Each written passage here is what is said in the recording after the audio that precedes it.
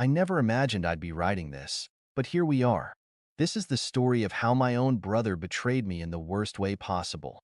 How he took my kindness for granted, humiliated me, and thought he could get away with it. But he was wrong. Very, very wrong. Let me start from the beginning to my brother, Jake, and I had always had a complicated relationship. We were close as kids, but as we grew older, things changed. He became the golden child in our family, the one who could do no wrong.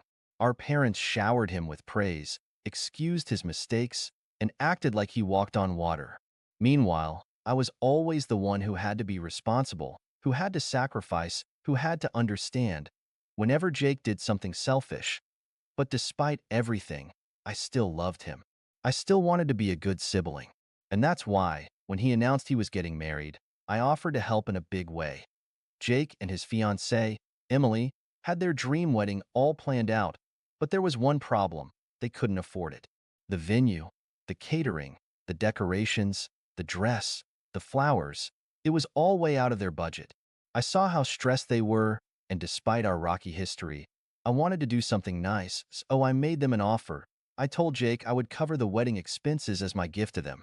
Not a loan, not a split payment. I would pay for everything. It was a huge amount of money, but I figured, hey, it's my brother. It's a once-in-a-lifetime event. If I could make him happy, why not? Jake was over the moon. Emily cried tears of joy. My parents gushed about how generous I was. It felt good. It felt like, for once, I was truly appreciated. But then, everything changed. The wedding planning went on, and I started noticing something odd. Whenever I asked about my role in the wedding, I was given vague answers. At first, I thought maybe they were just busy. But as time went on, I started getting a bad feeling in my gut. Then, about a month before the wedding, I received a text from Emily. Not even a call, just a cold, emotionless text. Hey, just wanted to let you know that we've decided to keep the wedding small and intimate. We hope you understand. Thanks again for everything. I read the message 3 times, thinking I must have misunderstood. I wasn't invited to a wedding I was paying for. I immediately called Jake. He didn't answer, so I texted him, asking what was going on. Hours passed before he finally responded. Look, we just don't think you fit the vibe of the wedding. It's nothing personal. Hope you're not mad. Not mad. I was fuming. My own brother had the audacity to take my money, plan his dream wedding, and then tell me I wasn't good enough to be there. I needed answers that I called our parents, expecting them to be outraged. But when my mom picked up, her response made my stomach drop. Oh, honey, just let it go. It's their special day. You don't want to make things awkward, do you? I couldn't believe it. They knew. They knew, and they didn't care. That's when I realized I was on my own. And that's when I decided, if they wanted a wedding without me, well, they weren't going to have a wedding at all. I sat there, staring at my phone, my mind racing. I had spent months watching Jake and Emily plan this wedding, offering advice when asked, covering deposits, and making sure everything was perfect for them. I had gone above and beyond to ensure they had the most magical day possible. And now, after all that, I wasn't even invited. Not only that, but the way they dismissed me, like I was some distant acquaintance instead of family, made my blood boil.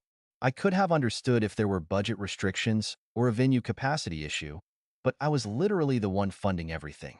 There was no excuse. I needed time to process what had just happened. I put my phone down and sat in silence for a long time.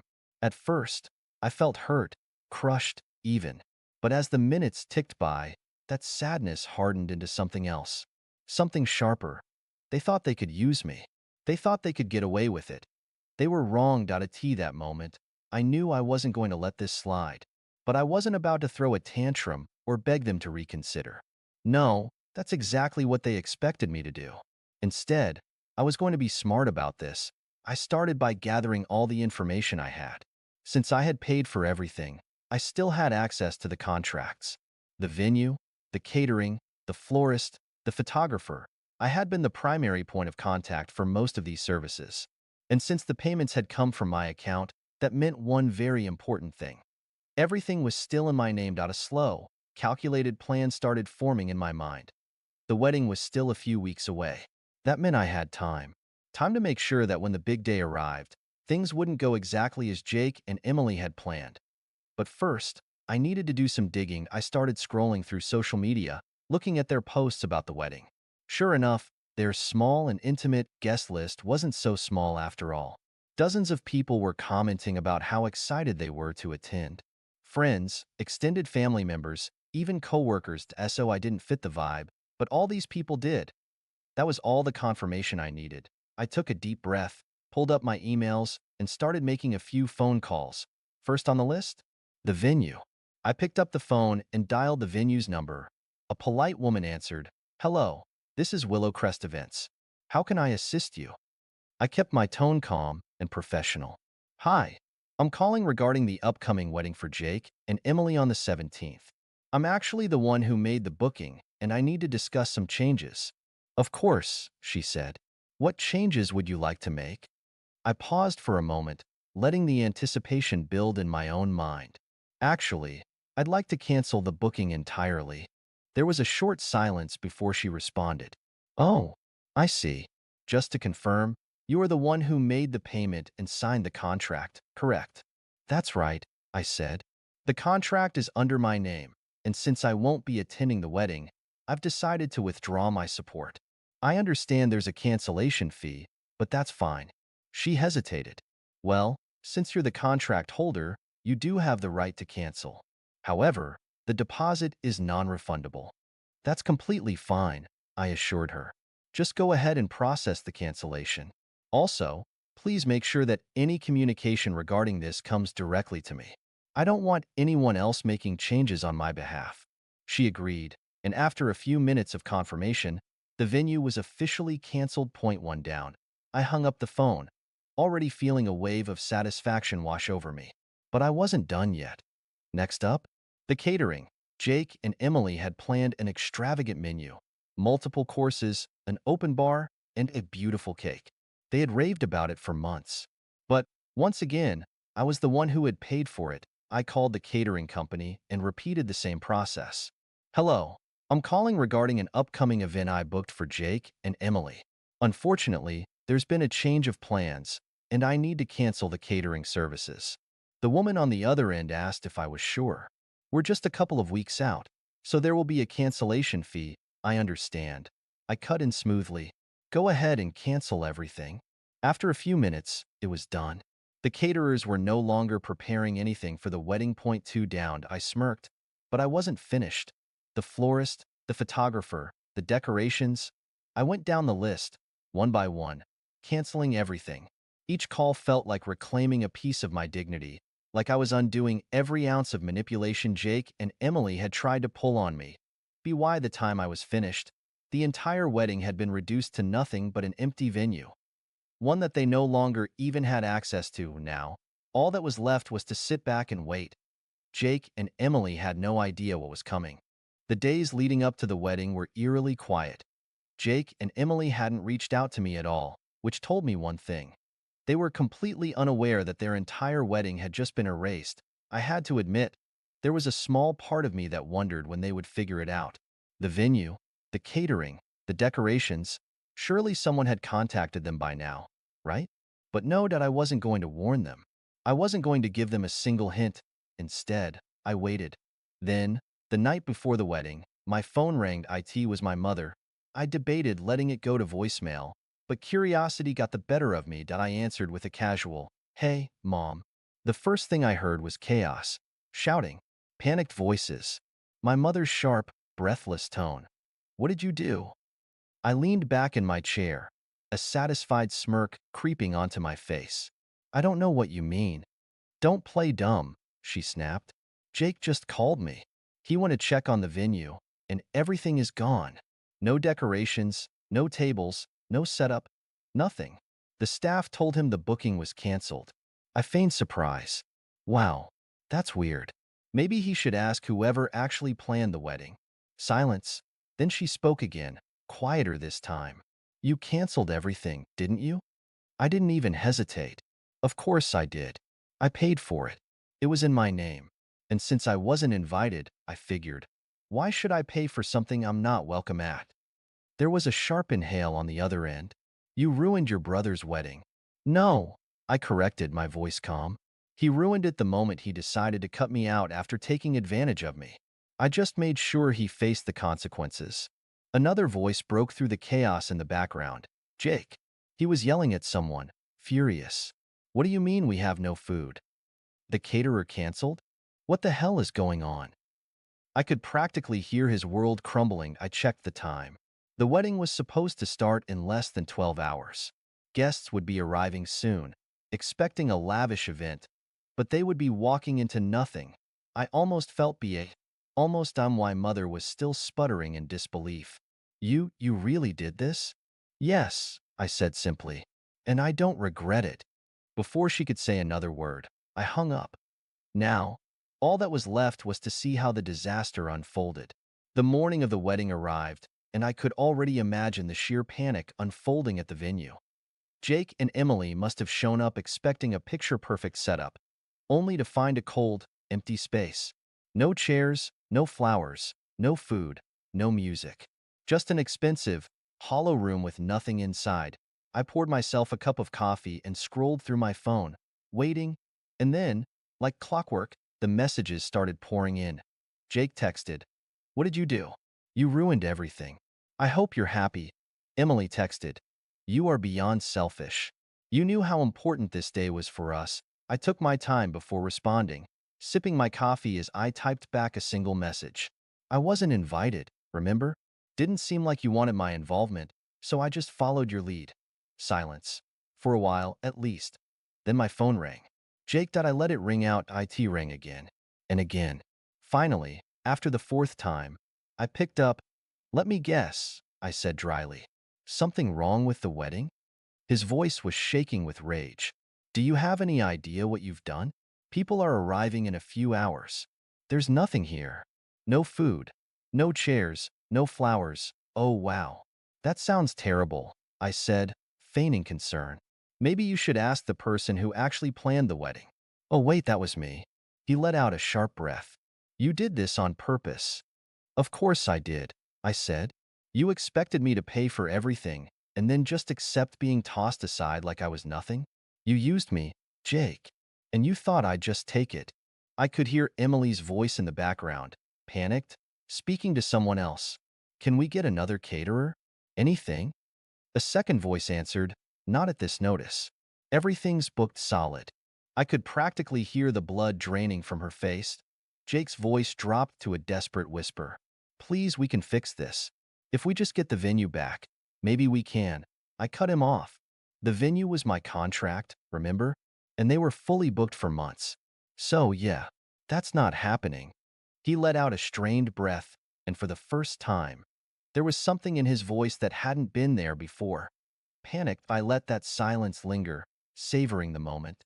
Then, just as I was about to hang up, I gave him one final parting shot. "Next time, don't take advantage of people who actually care about you." And then, I hung up. But the story wasn't over yet, because what happened next was even better. I sat back, my fingers still lingering on the phone screen, a feeling of satisfaction spreading through me. For the first time in a long while, I felt like I had control of the situation. Jake and Emily's little world was about to collapse, and I was going to watch it all unfold from the sidelines, knowing I'd played my part. But the real chaos started to hit as the morning wore on. I started receiving messages from friends and family members who had been invited to the wedding. "Aunt Karen, 8:05 a.m. What the hell is going on?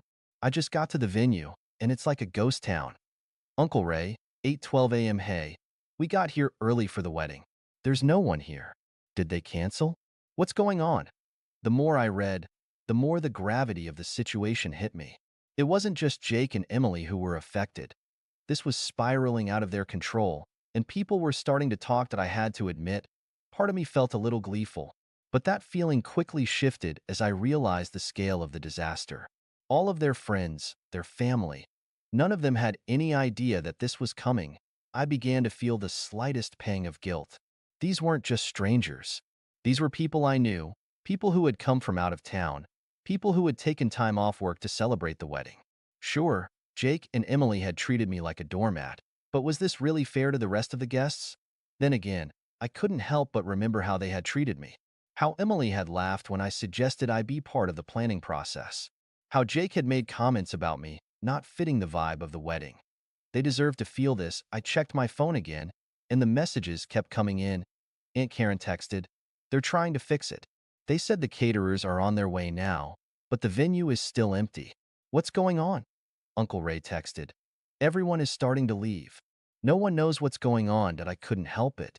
I had to respond. I replied, "I heard the wedding was going great. Such a shame. But hey, I'm sure it'll work out. Maybe they'll find some food or a chair somewhere." It was petty, I knew. But it was so satisfying to watch the mess ripple through the family. Why now? I was starting to realize something. This wasn't just about getting back at Jake and Emily. This was about something bigger, something that had been building for years. The more I thought about it, the more I realized how much of my life I'd spent putting up with their selfishness. The more I thought about everything I had done for them, only for them to completely disregard me at the first opportunity. And now, they were reaping what they had sown. But the icing on the cake was still to come. The day dragged on. I kept checking my phone, watching the disaster unfold from the comfort of my apartment. The messages kept coming in from family, and at first, they were all filled with confusion. But soon, the tone shifted. Aunt Karen texted, "I'm hearing rumors that the wedding is officially canceled. No catering, no setup, everything just gone?" Uncle Ray texted, "I think they've called off the whole thing. Everyone's heading home. This is crazy. Is this real?" I couldn't help but smile at how quickly things were unraveling.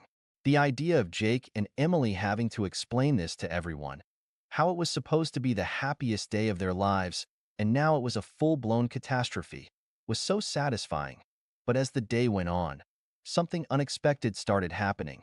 Jake and Emily's calls became more frequent, more frantic. At first, I ignored them. But then, I saw the desperate text from Emily. Emily texted, "Please, just tell me you didn't cancel everything. I'll beg you. I'll do anything." Her tone was raw, pleading.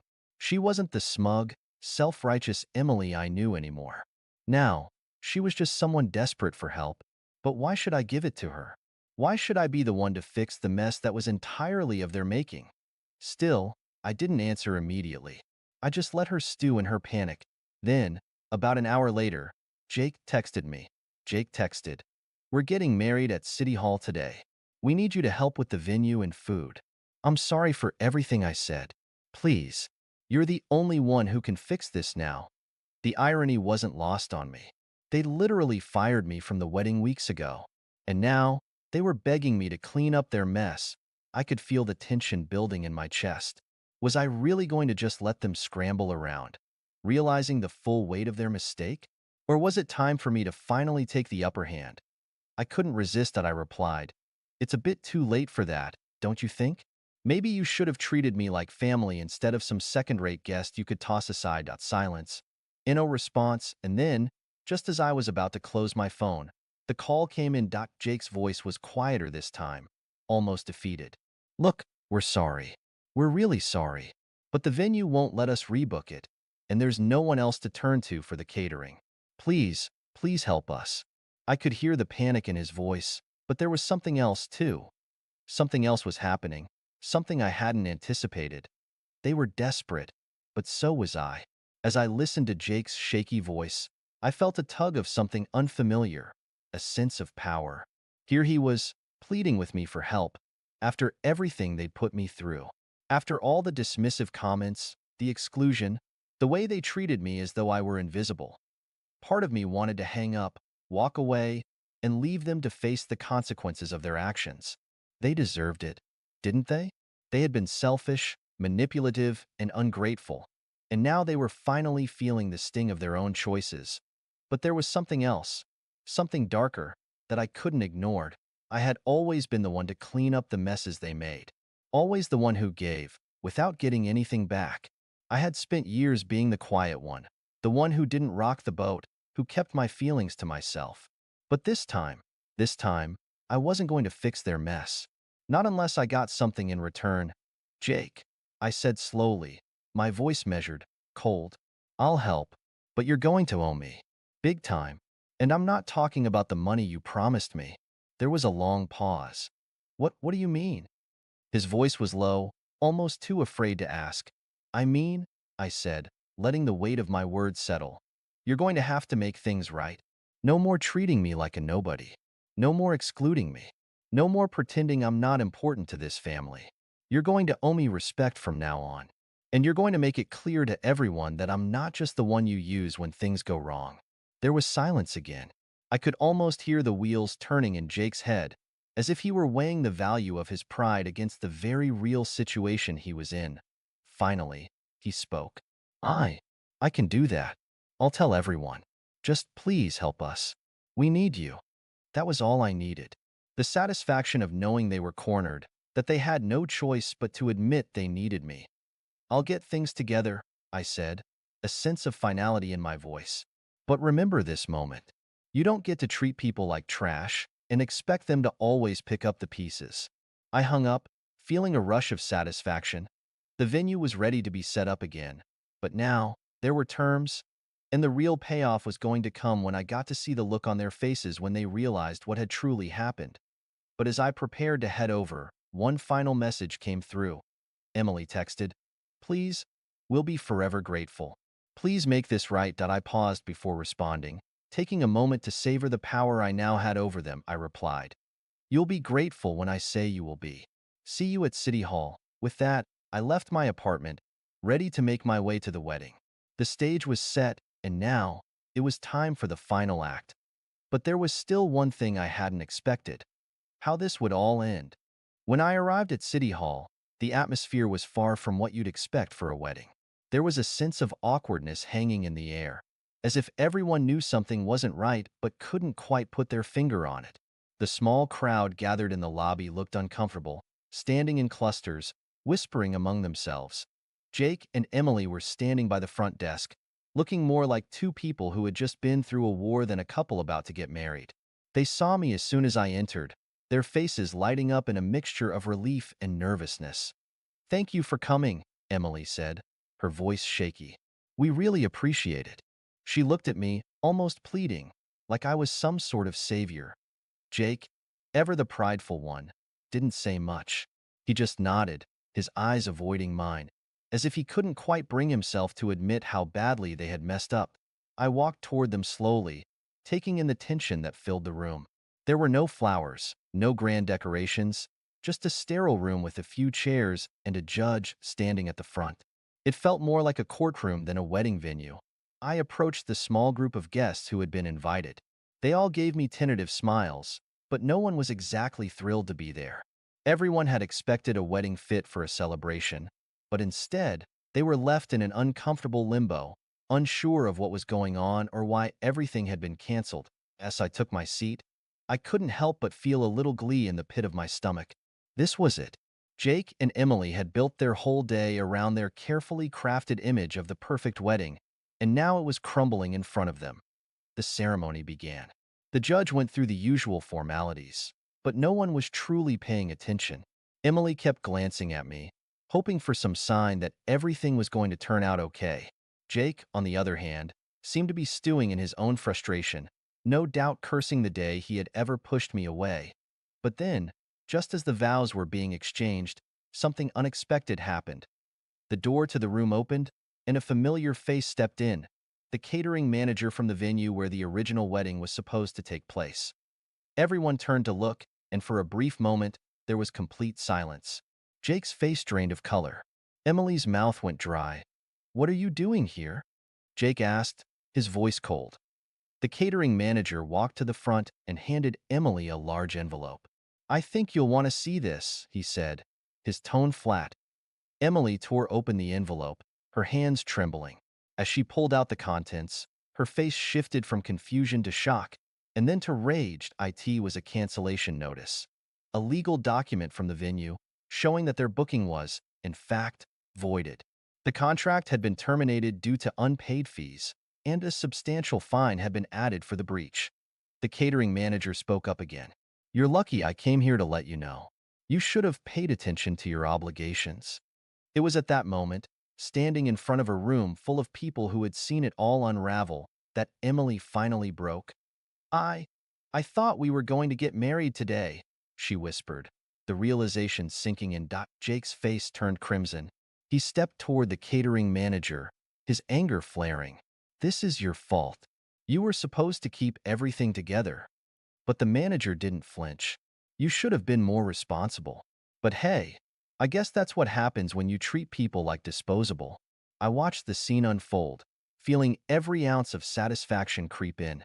Jake and Emily had been so sure of themselves, so sure that they could manipulate everything around them without consequence. And now, here they were, with the walls closing in, their perfect day crumbling to dust. But the most satisfying part? They had no one to blame but themselves.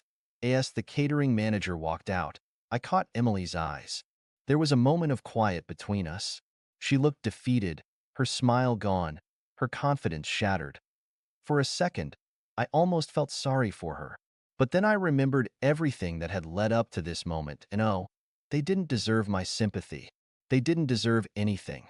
The judge, sensing the tension, awkwardly cleared his throat and finished the ceremony as quickly as he could.